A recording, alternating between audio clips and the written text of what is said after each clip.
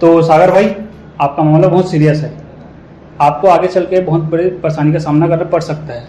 एक आप हाथ डॉक्टर साहब, कैसनो भी करके मुझे लेकर बचा लो डॉक्टर साहब। यही मोर जी एक सहारा है। आप मन से निवेदन है।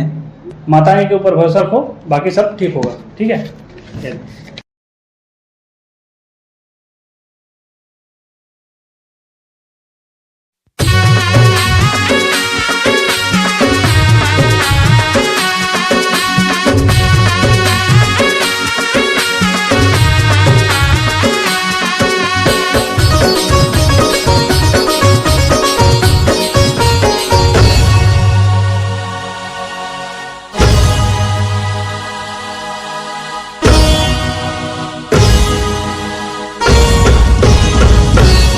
अम्बे माई वो बूढ़ी माई वो, अम्बे माई वो बूढ़ी माई वो, तोरे चरण में माथे नवावा हो, तोरे चरण में माथे नवावा, तोरे डीही माथे नवावा हो, तोरे डीही माथे नवावा। अम्बे माई वो बूढ़ी माई वो, अम्बे माई वो बूढ़ी माई वो, तोरे चरण माथे नवावा वो, तोरे चरण माथे नवावा, तोरे डीही माथे नवावा वो, तोरे डीही माथे नवावा।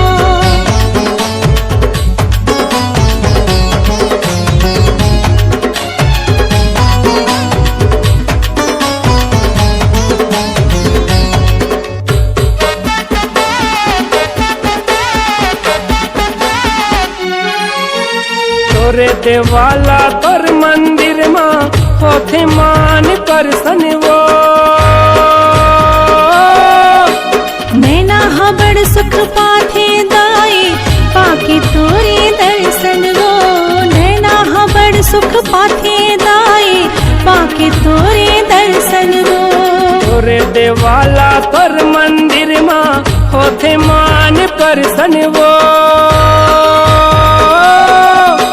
नैना बड़ सुख पाथे दाई पाके तोरे दर्शन वो, नैना बड़ सुख पाथे दाई पाके तोरे दर्शन वो, शीतला दाई वो बिमला माई वो, शीतला दाई वो बिमला माई वो, तोरे चरण माथे नवावा वो, तोरे चरण माथे नवावा, तोरे डीही माथे नवावा वो, तोरे डीही माथे नवावा।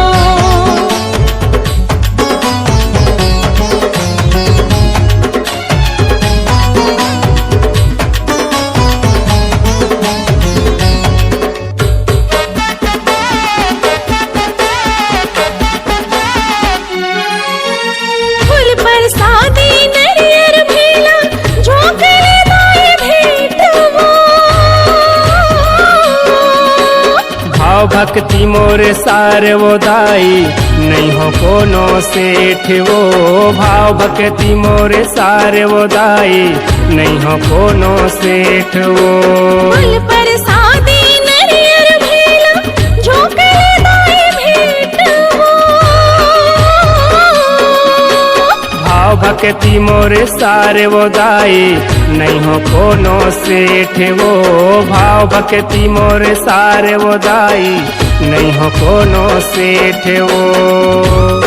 माता रानी वो हे भवानी वो, माता रानी वो हे भवानी वो, तोरे चरण में माथे नवावा हो, तोरे चरण में माथे नवावा, तोरे डीही माथे नवावा हो, तोरे डीही माथे नवावा वो।